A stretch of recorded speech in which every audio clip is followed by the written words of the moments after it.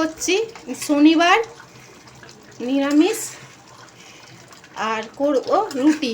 আজকে দুপুরবেলা খাওয়া দাওয়া, আজকে আর ভাত করলাম না। আমি মাঝে সাঝেই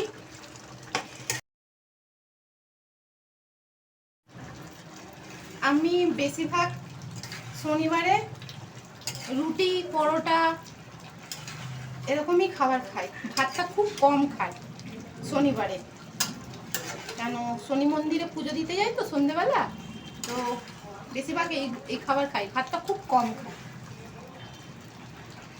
তো ঘুগনি হয়ে গেছে, এখন 1টা বাজে, এবার করব রুটি। তো ভিডিওটা দেখতে থাকুন, খুব ভালো লাগবে।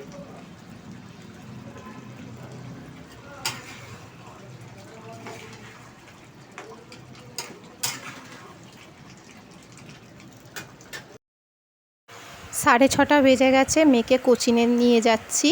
তো এখানে তো মার্কেট বসে গেছে জামা কাপড়ে। 5টায় টাইম। আজকে আমরা দুজনেই ঘুমিয়ে পড়েছিলাম মা মিলে, তো অনেকটা লেট হয়ে গেছিলো। তো স্যারকে বলতে স্যার বলল কোনো ব্যাপার না, চলে আসো। তো আমি বললাম তাড়াহুড়ো করে যাচ্ছি। আর এখানে তো মার্কেট বসে যায় শনিবারে, আর রোববারটা পুরো সারাদিন থাকে, সকাল থেকে রাত অবধি। ওই জন্যে শনিবারের সন্ধেবেলাই বসে পড়ে। এটা তো হরিসাদ মার্কেট, আর এর ছাদটা দেখতে পাচ্ছেন, এর 3 তলায় আমার মেয়ে কোচিংয়ে যায়। তো প্রচণ্ড ভিড় হয়ে গেছে, দিয়ে তো চলে গেছিলাম। তারপরে এবার এটা হচ্ছে ফেরার পথে, মেয়েকে নিয়ে বাড়ি ফিরবো। প্রচণ্ড মানে ভিড়, সব বাজার বসে গেছে।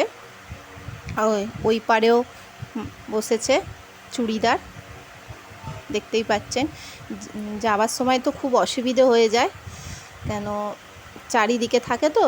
আর এবার মেয়ে তো বেরিয়েছে, কোচিং থেকে বেরিয়ে চটিটা ছিঁড়ে গেছে, এবার মুশকিলে পড়েছি। তো আমার কাছে একটা সেফটি পিন ছিল, মেয়েকে দিতে আমি বললাম তুই লাগিয়ে দেখ যদি যেতে পারিস।